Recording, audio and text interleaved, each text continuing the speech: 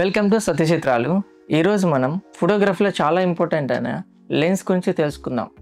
అసలు లెన్స్ అంటే ఏంటి, అది మనకి ఏ విధంగా యూజ్ అవుతుంది, అదేవిధంగా మనం తీసిన పిక్చర్స్ని ఏ విధంగా ఇంపాక్ట్ చేస్తుందో తెలుసుకుందాం.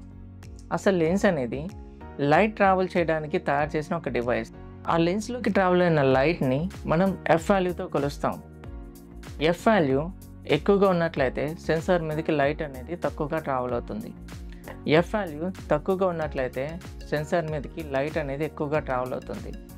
మీకు ఒక డౌట్ వచ్చి ఉండొచ్చు, వాల్యూ ఎక్కువగా ఉంటే లైట్ అనేది ఎక్కువగా ట్రావెల్ అవ్వాలి కదా, వాల్యూ తక్కువగా ఉంటే లైట్ అనేది తక్కువగా ట్రావెల్ అవ్వాలి కదా అని. దీన్ని ఎలా క్యాల్కులేషన్ చేస్తారంటే focal length divided by aperture value is equal diameter.